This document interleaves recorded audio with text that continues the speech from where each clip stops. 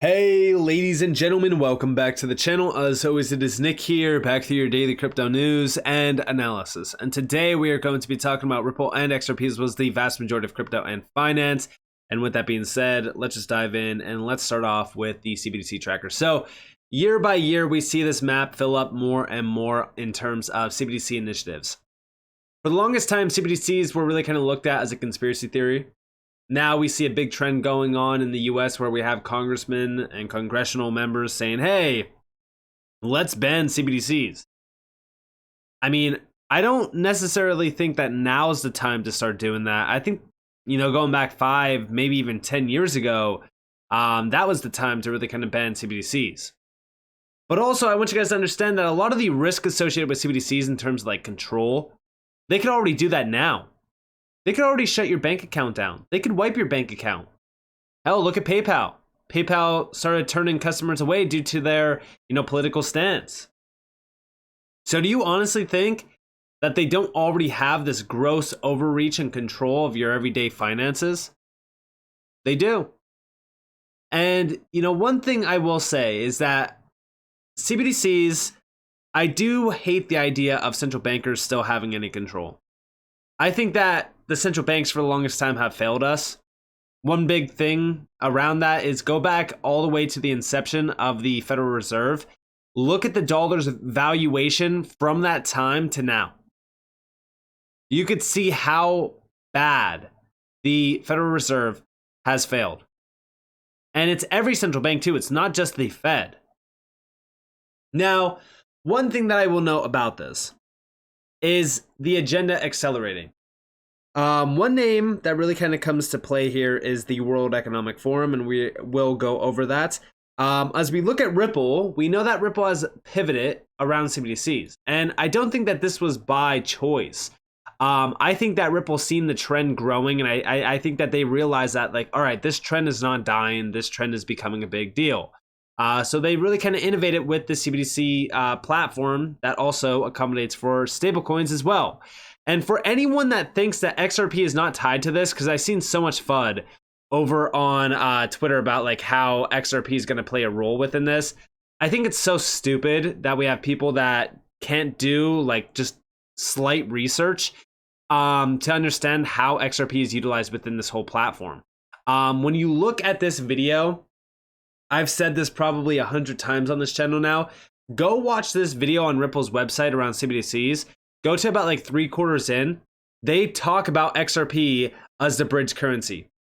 Everyone thinks that they know everything around this space. Everyone thinks that they know everything that's going to happen with XRP and these currencies and that currency. And anyone that is speculating or even thinking otherwise is a misinformation poster, right?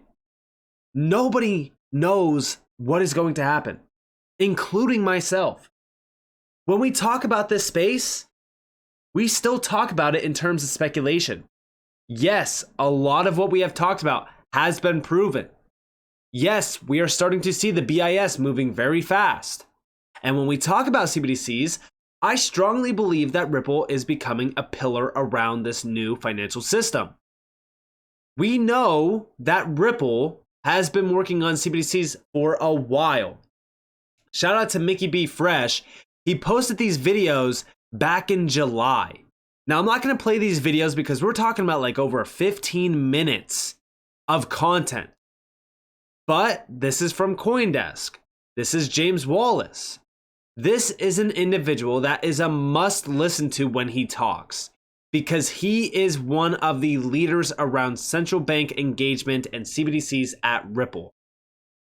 Now, within this, we do know that over 90 central banks, I think it was 90%, I think now it's 93%, around the world are evaluating CBDCs, and states that Ripple views CBDCs as one of many digital currencies that will coexist in the world, and that Ripple is aiming to be involved in all of them. Topics of the interview are CBDC platforms, CBDC privacy, CBDC policy, CBDC versus stablecoins, trust in central banks, infrastructure, offline scenarios. That's the big one that we are going to focus on. Real estate tokenization, how long will it take? The Medico acquisition and Ripple's expansion. Now, there's a lot of great information here. The major thing that I want to focus on is offline solutions.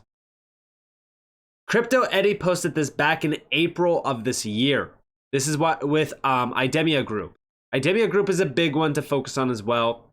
And when you see technology gets more interesting, the Idemia Group has technology for a CBDC to work offline. Why would they need a CBDC to work offline?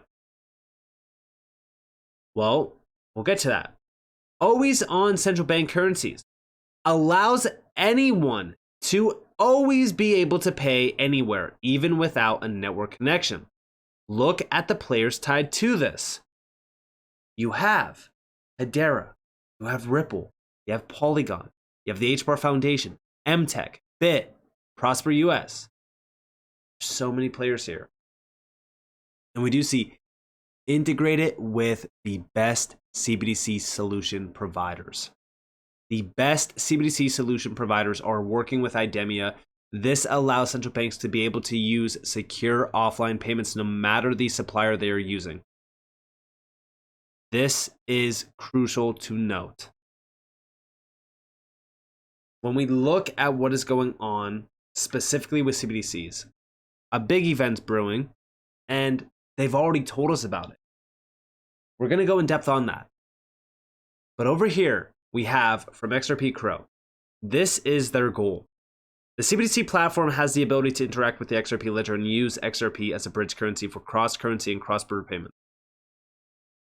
That's where XRP comes into play.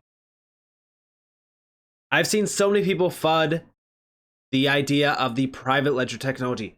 Oh, well, the central bank platform, this uses private XRP ledger, technology. XRP's done. They already have a private XRP with a set price. Like, this is the stupidity that gets spewed around the space. There is no private XRP. There's one XRP. There will only be one XRP. There will not be a set price on XRP either. How do I know that? Because XRP is decentralized. Setting a price on a decentralized asset takes the decentralization manner out of the question altogether. Also, this has been debunked multiple times by the CTO, David Schwartz. Now, mind you, like I've said, Ripple has been chosen time and time again. They joined the BIS Cross-Border Payments Task Force, and the significance of this is who the BIS is. They are the central bank of central banks. They are owned by 63 central banks, representing countries from around the world that together account for about 95% of the world GDP, and they are responsible in the evolving nature of the banking sector. Everything that they do is to support central banks through their current and future challenges. And this is focused on many things, as you guys do see here. And I've talked about this in the past. But outside of that, right, now we are seeing the agenda being accelerated. We recently seen a big cyber attack on MGM resorts. Now, this started to spread outside of MGM. It's become a big deal. And we've seen cyber attacks like this in the past. I said major cyber attacks. Interesting. I always come back to the video of Klaus Schwab saying the next pandemic will be a global cyber attack. It will bring the entire global system to a halt. Interesting times we are heading into / already in. And here you guys have the video. I'm not going to play it because there is copyrighted music behind it and YouTube will completely just mute it. So there's really just it would be a waste. But we do see in Las Vegas under cyber attack.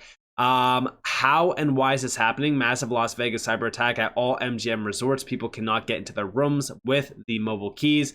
Financial transactions are not working. Imagine if that happened to a central bank digital currency in the future. Well, guess what? If it did, well, they could be utilized offline still. This is their goal, by the way. Now, a lot of people around the space, they have speculated, right? They've speculated on the idea that these cyber attacks will ultimately lead to one massive global cyber attack, like I've said. This is what Klaus Schwab said, where the traditional system and everything that we know of will go down. And when it reboots, the new financial system will be ushered in. Now, I'm not too sure on that. Again, that's pure speculation, but major cyber attacks are happening.